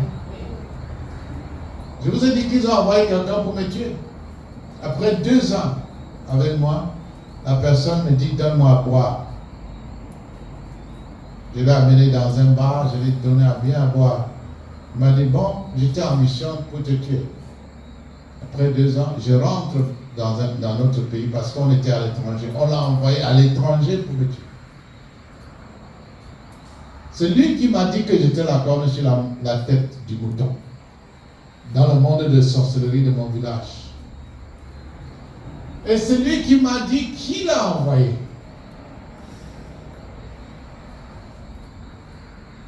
Mais après 2 ans, il n'a pas pu, il ne pouvait pas. Pourquoi ne pouvait-il pas? Vous pensez que c'était ma puissance? C'était ma faute? Non. Le Dieu qui me protège l'a aveuglé. Il me dit, je ne veux pas, je t'ai regardé, j'ai vu comment tu aides les gens, comment tu es toujours là pour nous aider les Camerounais. Et j'ai dit non, je ne veux pas avoir ton sang sur ma tête. Est-ce que j'étais au courant? Je ne savais pas. Et il était avec moi presque tous les jours. Je l'invitais chez moi, je le nourrissais, quand il y avait des problèmes, je l'aidais. Voilà ce que le bienfait cause au diable. Faites du bien. Quand vous avez fait un changement de mentalité, quand vous avez pardonné cette personne qui vous a fait du mal, faites du bien, même à l'égard de cette personne. Priez pour cette personne. Amen. Priez pour cette personne. Si cette personne peut parler avec vous, appelez-le. Même pour le salut simplement. Mais il n'est pas nécessaire d'être à côté de la personne. Vous comprenez, n'est-ce pas? Donc, le bien vient toujours avec une puissante lumière dans le monde spirituel. Tout bien contient de la lumière. Et tout mal absorbe la lumière ou bien vient avec les ténèbres. Faites du bien, frères et sœurs. Même si le cœur fait mal, dites, oui, mon cœur, je contrôle sur toi. J'ai besoin d'être libéré. Je vais fermer cette porte. Amen. Je vais fermer cette porte. Dans 5 minutes, 10 minutes, on va arrêter. Maintenant que vous avez fait cette procédure, avant d'arriver à cette procédure, regardez dans votre maison ou dans votre entourage certaines plantes. Beaucoup de gens connaissent le pouvoir énergétique des plantes. Vous comprenez? Regardez certaines plantes. Il y a certaines plantes, s'ils sont dans votre entourage, ce sont les terrains d'atterrissage des esprits méchants. J'avais devant ma nouvelle, pas la nouvelle maison, l'autre maison que j'avais achetée, il s'y trouvait devant une plante. Et je me rappelais que dans l'enfance, les gens disaient que c'est une plante que les sorciers utilisent beaucoup pour aller dans le monde de sorcellerie. Cette plante avait poussé naturellement devant ma porte, pas devant la porte, mais devant la cour. Et à un moment donné, comme le Seigneur m'a donné cet esprit de vision, bien sûr les autres ne voyaient pas, je voyais littéralement des démons atterrir devant ma cour. Toujours là. C'était des démons sous forme animale. Alors, un jour, j'ai dit non. Je suis allé, j'ai arrosé tout autour de la plante avec l'huile. J'ai dit que non, je mets fin au terrain d'atterrissage des esprits mauvais. Je vous ai parlé de les Nations Unies du monde ténébreux, n'est-ce pas? Voilà. Mais rien n'avait changé. Qu'est-ce qu'il fallait faire? Il fallait détruire la plante, déterrer cette plante. Vous comprenez? Un jour, ma femme est sortie, elle a vu là-dedans un animal comme ça, mort. Et on n'avait pas cet animal dans la maison. C'était mort. Elle est allée au bout de la route, elle est revenue, elle a regardé l'animal, n'était plus là. Elle me dit, j'ai vu ça. Elle voulait m'appeler pour que je ramasse pour aller jeter, c'était plus là. Je lui ai dit, oui, je sais. Ne te dérange pas. Donc, certaines plantes, vous devez demander autour de vous. Je sais que dans chaque famille, il y a peut-être des gens qui connaissent les plantes, quoi. Bien sûr, il y a des plantes médicinales, il y a des plantes de décoration. Et j'ai souvent entendu les enfants de Dieu dire que rien ne peut m'arriver parce que je suis un enfant de Dieu. C'est vrai, mais vous ne pouvez pas vous mettre devant un fusil et dire que rien ne va m'arriver parce que je suis enfant de Dieu. Vous comprenez, n'est-ce pas? Dieu nous a donné la possibilité de discerner et de faire quelque chose, surtout que quand ça ne va pas dans notre vie. Croyez-moi, vous allez aller quelque part pour aider quelqu'un, vous allez voir une plante. Dieu va vous dire, cette plante, voilà là où se trouve le problème.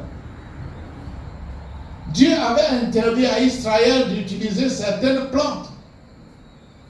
Vous comprenez? De toucher même certaines plantes. De toucher certains animaux. De consommer certaines choses. Parce qu'il y avait quoi? Il y avait des connexions qui n'étaient pas bonnes pour leur esprit. Aujourd'hui, on mange tout. Parce que Paul a dit que tout ce que Dieu a créé est bon pour la nourriture, n'est-ce pas? Pourquoi vous ne mangez pas les briques? Pourquoi on ne mange pas les briques? Dieu a créé les briques, n'est-ce pas? Pourquoi on ne mange pas les arbres? Dieu a créé les arbres. Donc certaines personnes prennent ça à l'extrême. Ah, si je veux manger quelque chose, il suffit de prier dessus et puis ça s'arrête là. Priez sur un poison pendant 20 ans, buvez-le, ça va vous tuer. C'est pas vrai? Mais si quelqu'un vous donne ce poison par accident, vous pouvez ne pas mourir parce que Dieu va intervenir. Donc on ne tente pas Dieu. Je suis vers la fin, frères et sœurs. Maintenant que vous avez fait tout ce travail, qu'est-ce qu'il faut faire? Confronter l'esprit. Confrontation. Qu'est-ce que la confrontation? C'est de parler à cet esprit pour lui dire que son temps est venu de vous divorcer. Son temps est venu de partir. Hein? Oui. Vous maintenant confrontez l'esprit pour ne pas lui demander depuis quand tu es là. Oh, non, non, non. Vous maintenant, vous le commandez à vous, que vous lui faites comprendre, c'est sa fin. Vous vous dissociez de cet esprit. Et vous pouvez le faire par les paroles ou par les actions. Vous comprenez, n'est-ce pas? Vous avez un esprit d'alcoolisme. Vous savez que la plupart des gens qui sont alcooliques, ça commence d'abord par une situation visuelle, n'est-ce pas? Dès qu'ils voient la bière, toutes les émotions sont réveillées. Dès qu'ils voient le whisky, toutes les émotions. Dès qu'ils voient le vin, toutes les émotions. Après, à un moment donné, ce ne sont plus les émotions, c'est l'envie. L'envie, après l'envie, ça devient un problème physiologique. Addiction. Le corps en a besoin. Le corps en a besoin. Ce n'est pas le corps qui en a besoin. Le démon s'est installé. Il veut boire. Comme il n'a pas de corps, il va se servir de votre corps. Vous le confrontez. Mais en même temps, si vous avez des bouteilles dans votre maison, qu'est-ce que vous faites? Videz-le. N'allez pas mettre à la poubelle parce que vous allez revenir chercher ça à minuit. Hein. Videz, cassez, jetez. Et tenez-vous à l'écart des endroits où on les vend pendant un temps. Vous savez que quand vous pratiquez quelque chose pendant 21 jours, ça devient une habitude. Si vous abstinez de certaines choses après 21 jours, vous allez oublier que ça existe. Donc il y a des confrontations qui s'accompagnent d'actions. Ensuite, vous, dans vos confrontations, vous devez rejeter toutes les suggestions de l'esprit. Ça veut dire quoi? Les suggestions de l'esprit sont: oh, mes amis boivent, oh, mes amis font ceci, oh, dans ma famille, c'est notre tradition, pourquoi je vais être différent? Les suggestions, c'est, au fait, ce n'est pas aussi compliqué que ça.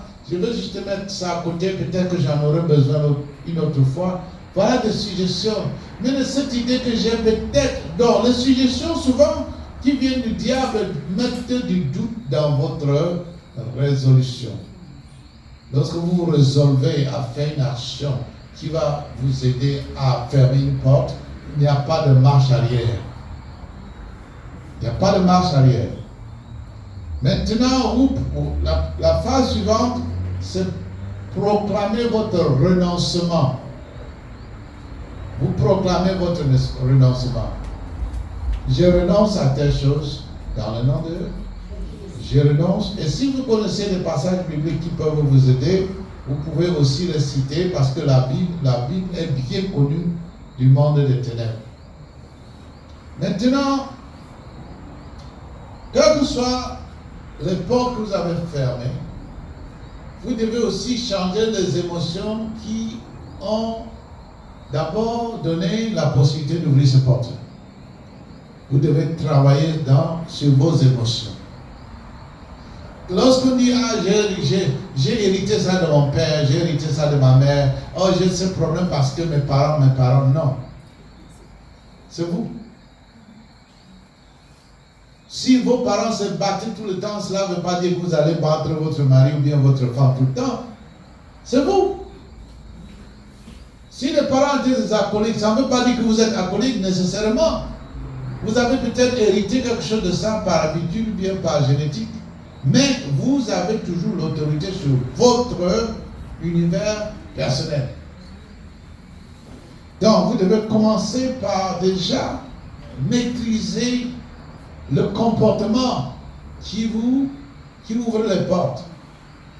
Maîtriser le comportement, c'est-à-dire prendre le contrôle du comportement Ne plus laisser que ce comportement vous contrôle, mais vous renversez les tables sur le comportement. Et ça se fait mentalement, mais aussi ça se fait par action, n'est-ce pas? N'est-ce pas? Voilà. Il y a beaucoup de choses que vous allez vous rendre compte que c'est aussi simple que Satan qui demande à Jésus, mais tu es le Fils de Dieu, tu as faim. Pourquoi tu changes pas les pierres en pain pour manger? Apparemment, il n'y a rien de mal. Vous comprenez? Vous comprenez, n'est-ce pas? Jésus pouvait dire, oui, je suis le Fils de Dieu. Hey, Pierre, devient le pain, j'ai faim.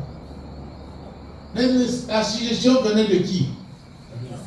De Satan. Si Dieu lui avait dit ça, est-ce qu'il y aurait un problème? Non. Qu'est-ce qu'il a fait? Il a cité les Écritures. Vous voyez qu'aujourd'hui, j'évite de faire de versets bibliques, n'est-ce pas? Parce que je voudrais finir avec ça. Vous allez trouver des versets bibliques plein qui parlent de ces choses. Jésus a répondu à Satan avec des citations bibliques, n'est-ce pas? Il est écrit. So, dans votre confrontation avec le diable, il faut dire ce qui est écrit. Ne dis pas à Satan, je te hais, je te hais plus que la mort. Il va dire bravo, viens dans mon terrain, parce que nous sommes des haïsseurs. Tu nous joins alors dans notre club de haïsseurs. On ne hait pas Satan. On le chasse. Vous comprenez? On se rebelle contre lui. Rebellez-vous contre ce qui vous oppresse. La rébellion veut dire, je dis non, je ne ferai plus ce que tu me suggères de faire. Non, mon entreprise ne va plus tomber. Non, je veux trouver un mariage, je veux trouver mon mari ou ma femme maintenant. Tu ne peux plus m'empêcher de trouver mon mariage, mon mari ou ma femme. Non, voilà la rébellion. Je fais ce que mon Dieu me dit, parce que toi tu dis. Et vous attachez à cela une écriture. Amen. Vous avez pledge. Hein? Vous avez fait le vœu à Jésus, pas à Satan, n'est-ce pas? Vous ne lui devez absolument rien. Vous ne devez rien aux sorciers. Vous ne devez absolument rien aux occultistes. Vous ne devez absolument rien aux ténèbres. Le ténèbre vous oppresse. Vous ne devez rien. N'oubliez pas que Satan aussi, c'est le père des mensonges. Il va dire, oui, c'est vous qui m'avez dit ceci. Mais quand vous vous rebellez, ça tombe dans, comment on dit ça? Jésus a dit quoi? Résistez le diable et il... résister veut dire vous vous rebellez. La France est le pays le numéro 1 au monde de strikes, de grèves. Gréver. Vous comprenez? Gréver. C'est ça la rébellion. Vous dites à Satan, je suis en grève contre toi, je ne fais plus ce que tu me dis de faire. Vous allez, franchement, ça marche. Vous comprenez? Quand Satan dit à Jésus, allez, tombe là, les anges vont te porter. Qu'est-ce que Jésus lui dit? On ne tombe pas. Dieu. N'est-ce pas? Donc, fous-moi le camp. Satan le pousse à quoi? À un incraint. Il dit que voilà le bien de la terre, ça m'appartient. Mets-toi à genoux, je te donne tout ça. Est-ce que ça lui appartient? Non. Il a cité la Bible sur 2 cas, mais ce cas-ci, ça ne lui appartient pas. Jésus dit que bon, tu as déjà dépassé la ligne. Non, faut le camp. Qu'est-ce que Satan a fait? Il est parti. Ne fuyez pas. Résistez. Lorsque vous avez identifié vos problèmes, vos portes, ne pensez pas que quand vous les fermez, ça sera comme un coin, ça va partir immédiatement. Il y aura parfois de contre-attaques, de ripostes. Soyez prêts à la riposte. Préparez-vous comme un militaire. Vous dites, bon, tu reviens, je suis prêt. Et votre arme de combat, c'est qui? C'est Jésus. C'est le sang, c'est le feu, c'est la croix, c'est la résurrection, c'est la lumière. Satan connaît ces choses et il sait qu'il ne peut pas dire que c'est du mensonge. Seulement, ne faites pas de confrontation, ne faites absolument rien sans avoir tout d'abord nettoyé faire le clair, comme on dit souvent, sans avoir déjà fait vos investigations, tout, et sans vous être positionné comme enfant de Dieu. Vous vous rappelez les 3 frères de Shibaz, 3 fils de Shibaz, qui ont voulu chasser les démons au nom de Jésus-Christ. Satan leur a dit que oui, mais Paul, je connais Jésus, je connais, vous êtes qui? Vous comprenez? Donc, ne tombez pas dans ces erreurs-là. Maintenant, il y a une différence entre chasser un esprit de quelqu'un d'autre et chasser un esprit de soi. Vous serez surpris que c'est plus facile de chasser un esprit de soi que de quelqu'un d'autre. Pourquoi? Parce que vous savez exactement de quel esprit il s'agit. Vous savez ce que l'esprit fait dans votre vie. Donc l'esprit se cache souvent en cachant son identité. Mais vous l'avez identifié, vous lui avez donné son nom, vous lui dites de partir au nom de Jésus, il ne va pas rester. Parce qu'il est à découvert.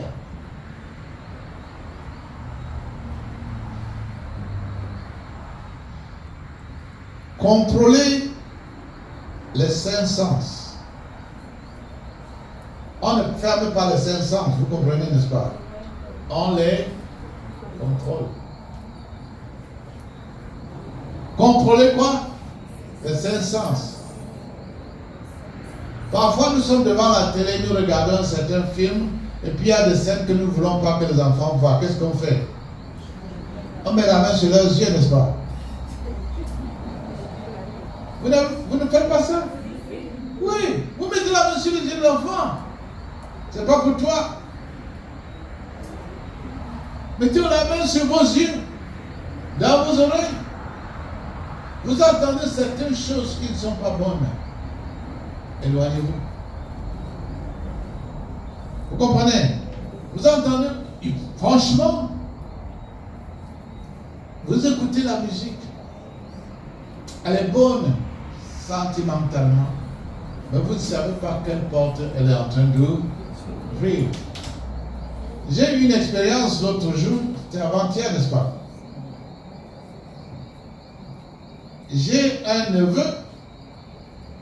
Je vous ai parlé que dans les années 50, quelque chose, il y avait la guerre, j'étais dans une maison. C'était ici? En Martinique. J'étais ce qu'on appelle enfant soldat pendant la guerre de Maquisard, la guerre de l'indépendance. Et les Français venaient avec les hélicoptères, larguaient des bombes incendiaires dans les maisons. Bon, les villageois n'avaient pas d'armes, il n'y avait rien. Donc j'étais dans une de ces maisons et j'ai entendu l'hélicoptère circuler, je suis sorti, j'ai regardé et je me suis rendu compte que quelque chose se préparait à passer parce qu'il faisait le tour là. J'ai pris l'enfant, donc je suis sorti, j'étais dans la cour comme ça, il a largué sa bombe dans la maison en question. Donc j'ai mis l'enfant au dos. J'ai couru, l'enfant avait, je crois, 1 an ou 2 ans. J'ai couru près de 10 km. Parce que ces hélicoptères étaient derrière les gens. Vous courez, ils sont derrière. Ils incendient les maisons, des maisons, des maisons, des maisons, des maisons. Et après, j'ai perdu trace de cet enfant. Je n'ai plus revu depuis 1983. Ça fait combien d'années? 40 ans.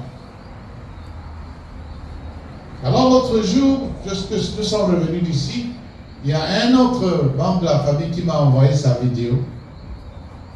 Et il était devenu un musicien. Et j'ai regardé sa vidéo. Et je savais qu'il était initié, puisqu'il avait offert un sacrifice humain. Je savais qu'il était initié, on l'avait accusé de ça. j'ai regardé cette vidéo. Je la regardais non pas parce que je voulais écouter sa musique, je voulais juste voir ce qu'il était devenu. Et j'ai regardé sa vidéo autour de minuit 24. Je suis allé me coucher. Immédiatement, je me suis retrouvé au village, faisant face à ces démons qui voulaient en finir avec moi. Et je leur disais que parmi les gens qu'il avait listés pour sacrifice, il y avait mon nom. Et j'ai vu ce qui s'était passé avec mes 2 sœurs qui sont mortes dans l'espace de 7 jours. Et j'étais le 3e.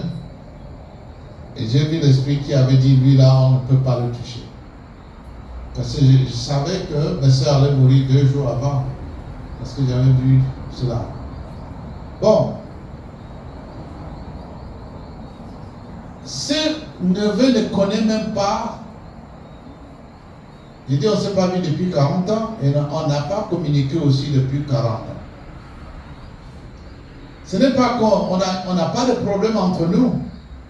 Il a disparu dans ce monde. Il s'est éloigné de la famille. Il vit dans un autre pays.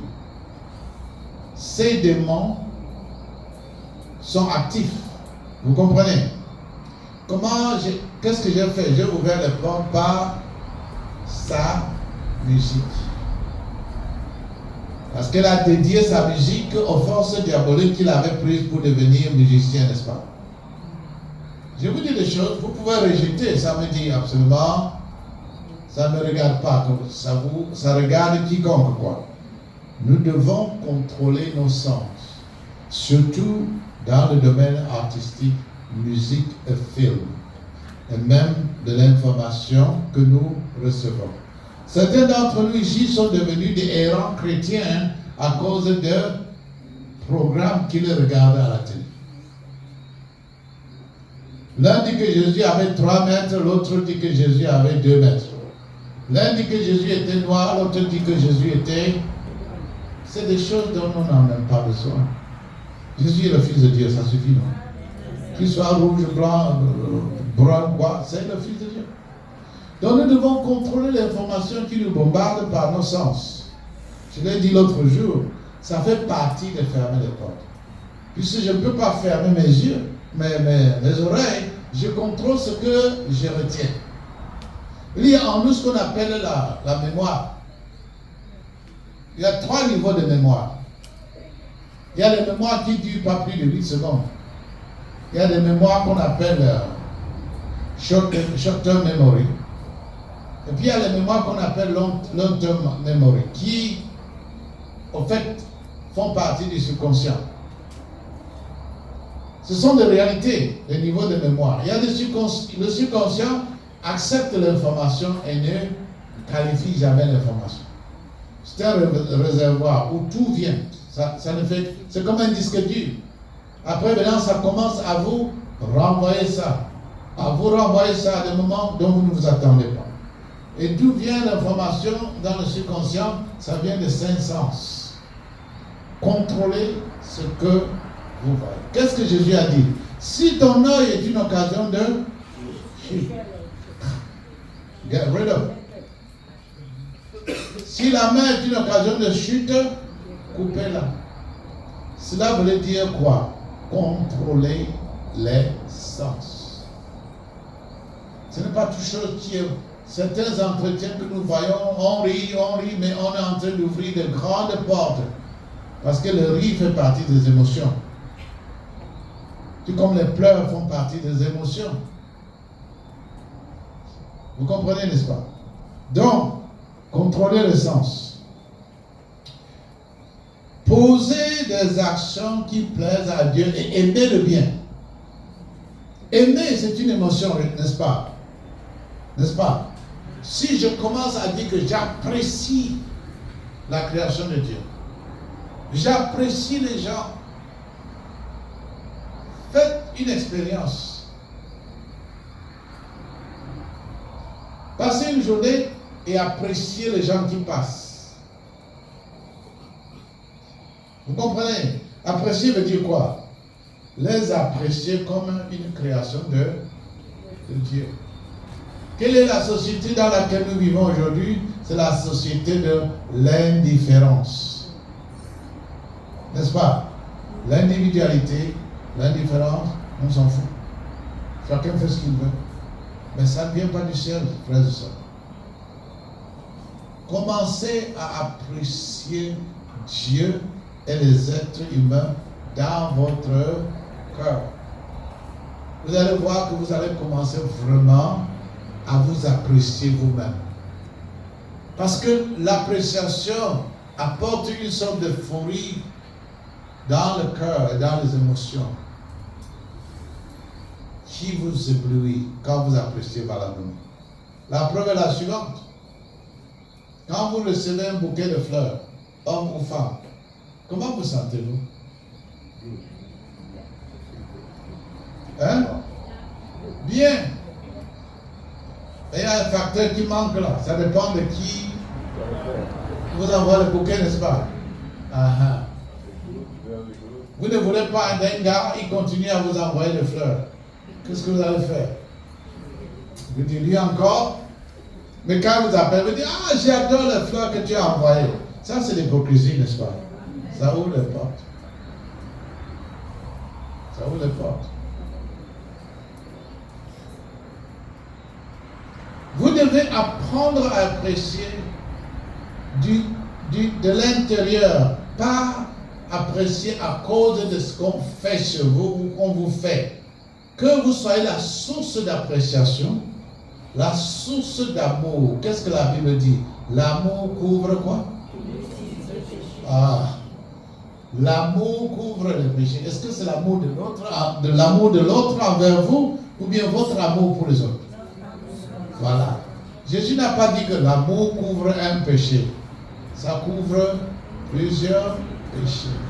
Parfois, juste en exprimant l'amour, vous allez fermer certaines portes automatiquement.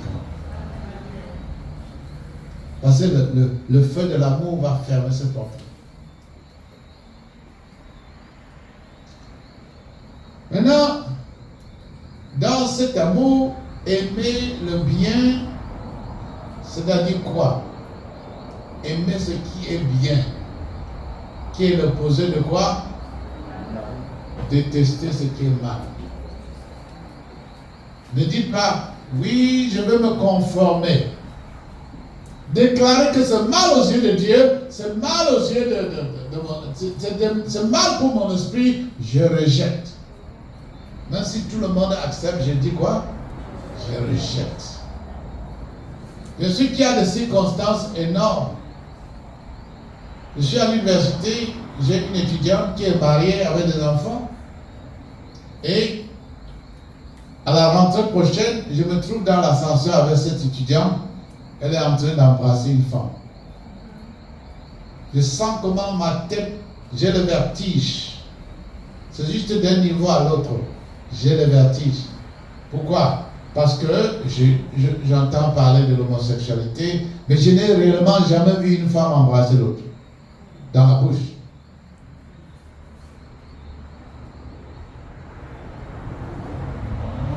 Qu'est-ce que je fais? Si je montre de l'intérêt à cela, qu'est-ce que ça fait? Ça ouvre la porte là. Vous comprenez? Ça ouvre la porte. Je veux commencer d'abord par être tolérant de ça. Après, ça devient quelque chose de normal en moi. Vous comprenez?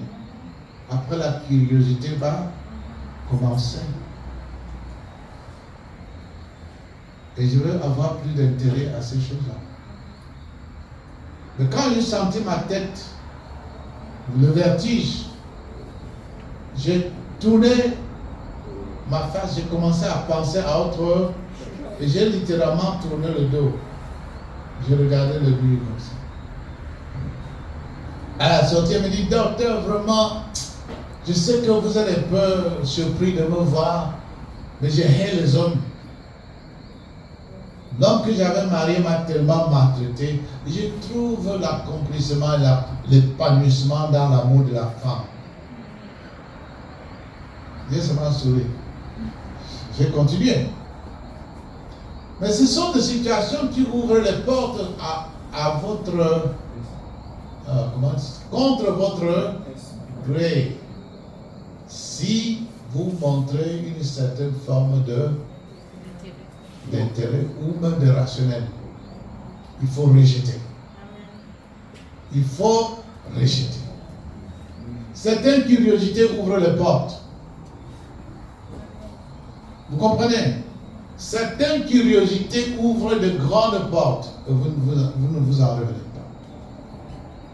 Donc, soyons disciplinés. Je ne dirais pas soyons intransigeants. Ce n'est pas comme ça. Moi, je ne suis pas intransigeant. Mais j'exerce beaucoup de discipline. J'ai appris à contrôler mes pensées. J'ai appris aussi à tune off, c'est-à-dire fermer mes sens. Je suis avec toi, mais je ne t'écoute pas. Tout le monde peut faire ça, n'est-ce pas? Donc, maintenant, la langue que nous avons, c'est pour proclamer ce que nous voulons. Je dis bien quoi? Pour fermer les portes, ne dites pas, oh, je ne te veux plus, je ne te veux plus. Après avoir dit ça, il faut dire ce que tu veux.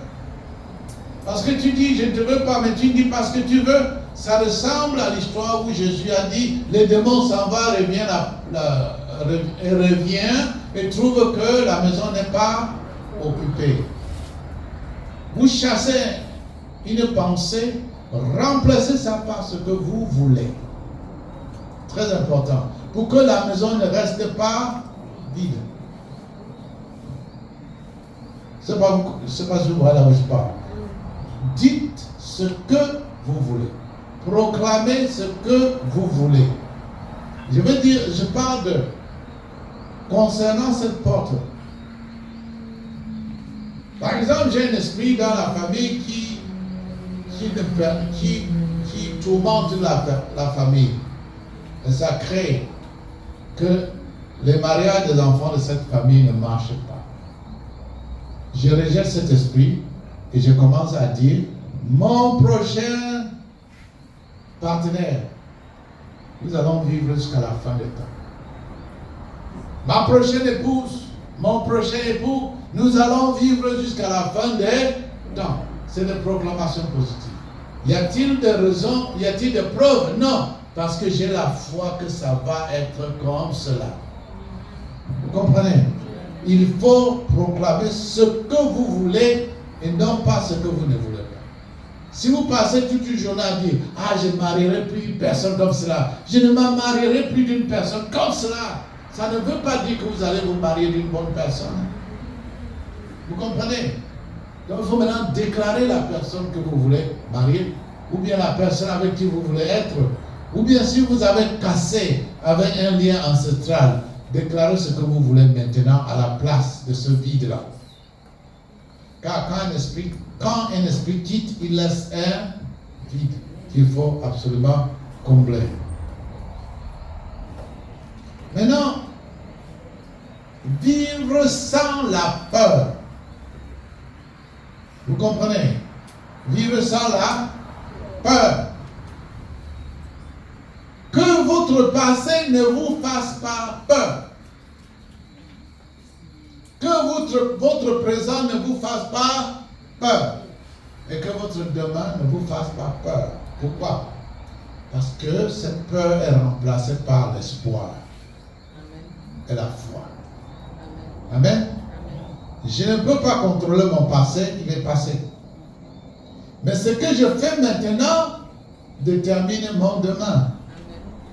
Donc je dois concentrer mon énergie sur ma situation actuelle et la changer maintenant, ce qui se passe maintenant. J'ai renié le passé, mais qu'est-ce que je fais maintenant? Il faut que je vive sans peur. Je commence par dire, l'esprit de tel ne m'influence plus. Il y a un esprit dans la famille qui dit que je n'aurai pas le travail. Ah non, je me suis déjà débarrassé de cet esprit-là. Maintenant, c'est quoi? C'est l'esprit de Dieu qui va me donner le travail. Je n'ai plus peur de cet esprit. Je ne veux rien faire avec cet esprit. Il est parti. Maintenant, j'ai l'espoir, j'ai la conviction que j'aurai un travail. Bon, je vais vous dire une chose et pouf, après j'arrête. Je crois que j'ai donné assez. N'est-ce pas? Trop de choses. Si vous appliquez juste la moitié, vous serez bien. Frères et sœurs, je vais vous raconter une autre histoire. Deux petites histoires. Je vais arrêter. Dans ma famille, et dans ma tribu en général, pas la famille seulement, dans la tribu Bamileke, nous sommes les Bamileke, on est environ 8 millions de personnes. C'est une grande tribu. Il y a une tradition de bénédiction traditionnelle. Ça se fait avec la terre. Donc, vous vous mettez à genoux, on prend la terre, on met sur votre figure et on fait des proclamations de ce qu'on veut que ça arrive sur vous. Et puis vous partez. Parfois la famille vous donne le reste de la terre, vous attachez ça dans un petit paquet, vous portez ça sur vous. Tout ce qui a été proclamé doit se passer. Donc quand j'arrivais souvent en vacances, mes parents me faisaient ça. Chaque congé que je visitais mes parents, parce que j'étais à l'internat, mes parents me faisaient ça. Alors, vers la dernière année de mon lycée, j'ai joué au football. Je suis allé au terrain de football avec ce paquet dans ma poche. J'ai mis la main dans la poche, j'ai dit, mais ça c'est même quoi? J'ai jeté. J'ai dit, ça c'est même quoi? J'ai jeté au terrain. Et quelques minutes après, je me suis senti extrêmement faible. Très faible. Alors, je suis rentré à la maison. Je n'ai pas joué. Je ne pouvais pas courir, je ne pouvais même pas. C'est à peine que je pouvais marcher. J'arrive à la maison, je sens que j'ai sommeil, je m'étale au lit. Et dès que je ferme les yeux, je vois un nain, comme ça, là, qui entre accompagné de beaucoup d'autres nains. Il me dit, qui t'a dit de jeter la terre? Tu ne sais pas que c'est à travers cette terre que je te protège? J'étais dépassé. Le nain était un démon. Ce n'était pas un ange. C'était des esprits nains là que vous. C'est un démon. Est-ce que mes parents savaient ça? Non. C'est la tradition. Est-ce que je savais ça? Non. C'est la tradition. Il me dit, tu ne sais pas que je peux te tuer là maintenant? Je t'amène dans mon monde. Et j'étais paralysé, physiquement paralysé. Alors il a dit, prenez une autre terre, mettez sur ta tête. Et dans cet esprit, il a mis la terre sur ma tête, boum, je suis sauté du lit. J'avais une énergie de fer. Mais à partir de ce jour-là, j'avais renoncé à cet esprit. Je n'ai jamais plus permis qu'on mette un truc sur ma tête. Résumé en une petite chose, tout simplement en faisant une grande repentance et en changeant notre vie. Entrer dans le Christ, vivre en Christ, se soumettre à Christ, fuir le péché, parce que la Bible dit de fuir le péché, résister au diable, et faire des prières d'adoration et de combat spirituel. Mais il n'est jamais bon de passer tout son temps à faire des prières de combat spirituel. Parfois, vous vous mettez à combattre un démon qui ne vous a rien fait. Il vous dit, bon, comme je ne vous ai rien fait, je veux me défendre. C'est pour ça qu'il ne faut pas faire une prière de combat contre un démon que vous ne connaissez pas. Vous comprenez? Donc, ce séminaire, ça permet, ce n'est pas pour tout le monde, ce n'est pas tout le monde qui est assis ici qui a des problèmes. Vous comprenez, n'est-ce pas? Mais ça